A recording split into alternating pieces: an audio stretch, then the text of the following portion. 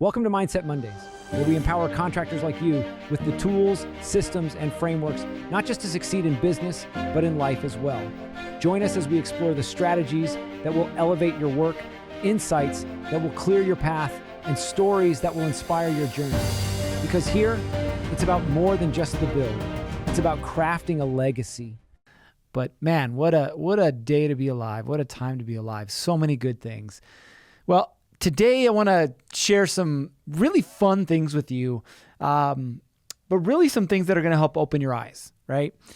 I spent the better part of this last week with a group of mine. We call ourselves the OGs. No, it's not because we're super old, and I cannot take the title for being the oldest one in the room. But I can tell you OGs because of how we met. See, we all came up with, or met each other, I should say, through this particular coaching program that Garrett J. White has about 8 or 9 years ago. And we went through the coaching program. A lot of us were coaches inside the program, and we've just remained really close over the time. And a couple of years ago, we decided that we were going to start to meet together. Now, the uniqueness of this mastermind is that we don't have a master, i.e. a leader. We are all equal. There are 12 of us, and we meet together about 3 times a year for a few days. We do a little bit of fun. We do a little bit of business, but ultimately we help push and challenge each other to get to that proverbial next level. Well, this particular meeting happened in the great state of Utah. In fact, about 30 minutes from where I live. So it was pretty convenient. I enjoyed that part. But I want to share with you a couple things that came out of that event. One of them had to do with the time that I got to spend on the slopes, and the other one had to do with some of the people that I was in the room with. I don't know how many times you've been skiing or snowboarding, but I, prior to last week, had not been in over 20 years. And prior to that, I'd only gone 2 or 3 times. So let's just say experience level novice. Now, we were smart about this in that we paid for a mentor, coach, guide, instructor to help us along the way. And we split into 2 groups, the more advanced groups, or more advanced group and the more beginner group. I, of course, was part of the more beginner group. And it was really interesting as we got started, and he's trying to teach us or show us or remind us the basics of skiing, right? Turn left, turn right, where you're balancing your weight, the angle of your skis, where your body's positioned, and all these different things. We're going down this this relatively simple hill. And after about 4 runs, we get to this point where he's like, all right, leave your poles here. And I was like, what? He said, leave your poles here.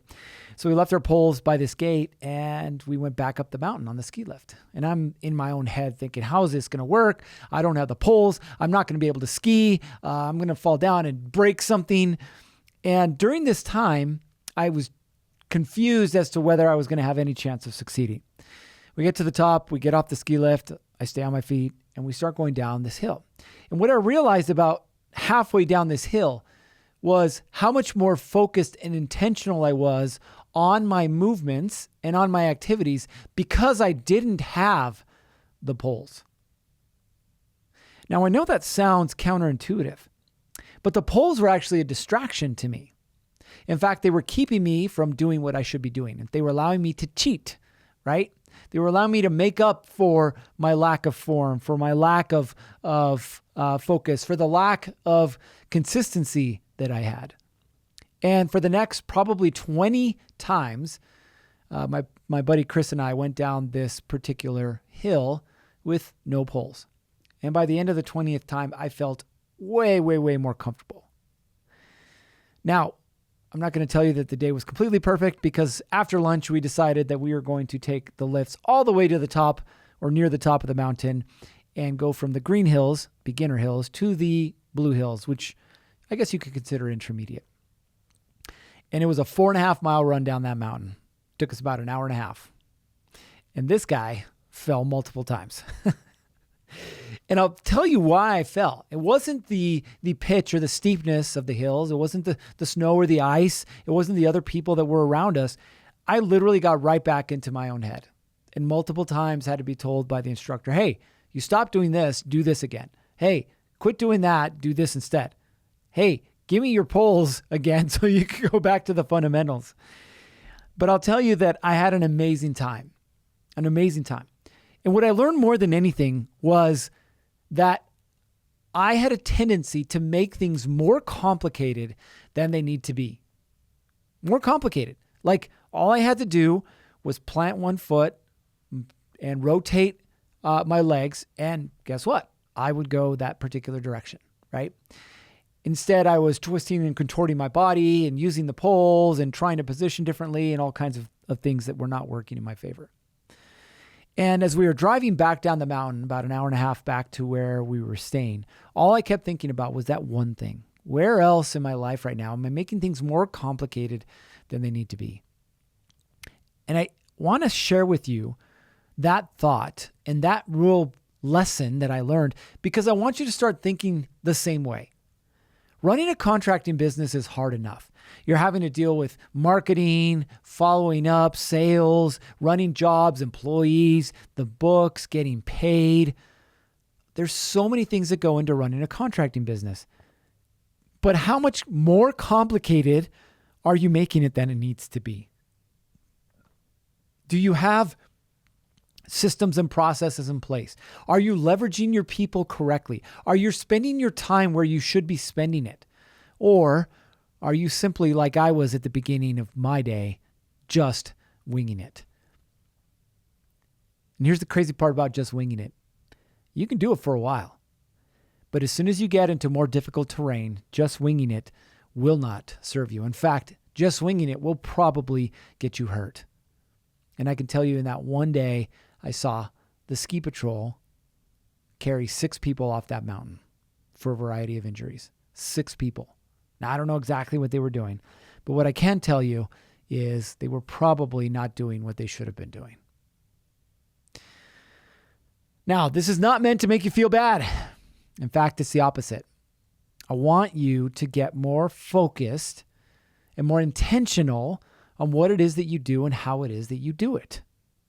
Now, inside of our community, we teach a very simple methodology. It's called the STOP method. Now, the STOP method serves a very particular purpose. In that, you learn the 4 things that are going to stop you from growing your contracting business, and then you're going to learn how to overcome those. That's simple. Again, we can make business as complicated as we want to, or we can learn to simplify it, right? The simplest form of the game always wins. You can go faster when you're not thinking. You can go smoother when you're not thinking. You can make decisions better when you're not having to think through everything. You're already setting yourself up for success. Now, what is the STOP method? Well, it's an acronym, meaning that each letter stands for a word. The first letter, S, stands for structure. Not in the structure of your business, but more importantly, in the structure of you and your time. I want you to think about it this way. When you wake up in the morning, either during the week or on a Monday morning, how is it that you're determining what needs to get done? Is it based on the text messages, the phone calls, the emails that you got? Or is it based on a predetermined schedule that you've set up for yourself? Odds are, again, someone else is determining your schedule. Think about it this way.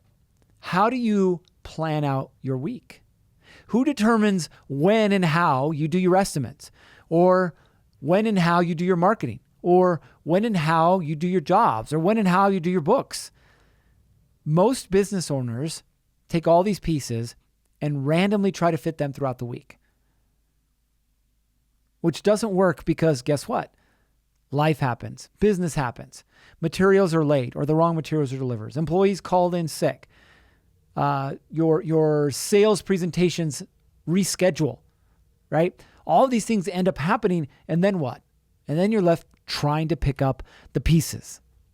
What if, instead of that, you were more proactive in your approach? What if you scheduled out intentional time to do the things that you knew needed to get done in order to grow your business?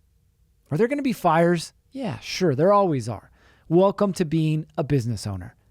But that doesn't mean that every single moment of every single day, you need to run around like your pants are on fire. Think about it this way. I'm not going to ask you about a marketing plan because I think that's a little bit deeper. But when is your intentional time for marketing every single week? You might be part of a networking group. You might not. You probably are part of some Facebook groups, right? But when and how are you marketing? Do you have intentional time set up for posting, for going live, for visiting with prospective clients? Or are you just winging it? See, you ride the cycle, the roller coaster of lead comes in, you close them, things are good, except when you're doing that, now you've got to do the job, which means you're not doing any marketing. So then you finish the job, you're like, crap, I don't have any jobs. Then you go market again, you get a job, you stop marketing because you have to finish the job, and up and down and up and down and up and down, right? What if you had very intentional time to do this? What if, say, Monday from 1 to 4 p.m. and Thursday from 8 to 10 a.m. was your intentional marketing time? You already had it blocked off in your calendar. There's nothing else to do there other than market. How much more would you get done? Guess what? You can do it the same thing with every other aspect of your business. What if you had Tuesdays and Thursdays in the afternoon set apart for sales presentations, for estimates, for bids? And instead of answering the phone and saying, yes, Mr. Jones, we can be there in 20 minutes. Yes, Mrs. Smith, we can be there tomorrow afternoon. You said, what works better for you, Tuesday or Thursday? What time, 1 or 3? You're giving them options, but they're options that fall within your time. Same thing with running your jobs. Who says you have to start tomorrow morning? What if you plan for starting on Thursday, right? Again, understand that how you structure your time is going to dictate your success or your failure. The second letter, T, stands for team. Some of you were just, as we like to say in the industry, chucking a truck. It's just you. Well, eventually you're going to hire, so pay attention. But if it's more than you, you have an assistant, you have 2 people with you, you have a crew, you have a project manager and 3 crews. Wherever it is that you are, think about it this way. How is it that you're structuring your team so that you can succeed, so that you can get more done? See, most of you don't even have a hiring process. You're just looking for a pulse, a heartbeat. Somebody that you can bring in and be like, I will teach them how to do this and we'll get it done. Except for the fact that they never last more than a few days or maybe a few weeks, and then you're right back where you started. No hiring process. What about training? Hey, I think this is the right guy. Hey, here's a hammer. There's a nail. Go to town. Except because you don't have a training process, you go right back to correcting the work that they got done, which means you're actually doubling the amount of time you spend on a job. What if you did have a very clear hiring process? What if you had a very defined training process? What could your business accomplish? The third piece, organization. Now it's taking all these pieces and parts and saying, how do we structure them in a way? How do we put them in a position so that we can succeed? See, it's right person, right seat, right time. Not, hey, Johnny's been with me since day one. I'm going to make him my office manager. Even though he's got no qualifications, he's got no training and experience, and he sucks at planning things out. But you're loyal to him because he's been there since day one. You will fail. How do we structure our business to get us where we want to get to? You want to be a 7-figure business? Guess what? You need a 7-figure organization. You want to be an 8-figure business? Congratulations, an 8-figure organization. And if you don't know what that looks like, odds are you're not going to get there. The last letter, then, P, for process. How you do one thing is how you do everything. If you don't have a marketing plan, then you're just marketing by throwing something against the wall and seeing what sticks. And odds are you're probably not even going to know what sticks because you're just going to keep repeating everything, hoping that something else sticks. It's like fishing in a pond.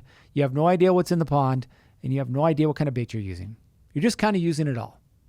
You might catch something, but consistently, probably not. Same thing with your sales process. Do you have a process? What do we do prior to showing up in the home? What do we do during the presentation? What does our leave behind or our follow-up process look like? The process is what matters. And so if you cannot figure out how to make something duplicatable, it is not scalable, which means in the end, you will lose. So the stop method that we teach is very simple. What are the 4 things that are going to keep you from growing your business to where you ultimately want it to get? In the middle of that whole thing is you. Structure, you. Team, you're in charge of. Organization, you're setting it up. Process, it's yours. If you can learn to master these 4 areas, there is no limit to the size that your business can grow. So this week, what I want you to focus on is what is the one thing that's keeping my business from growing? Is it my time and the structure of it? Is it my team? Is it the organization? Is it a process? What is that one thing that right now is keeping you from growing? And how are you going to overcome it? All right. That's it for today. You know what time it is. It's time for you to get after it. 3, 2, 1. Off you go. And that's a wrap on today's episode of Mindset Mondays. Thank you for joining us and being a part of this incredible journey to not just be great at what you do, but to live a great life too. Remember, every tool, tip, and story shared here is a step towards building your dream, both on and off the job site.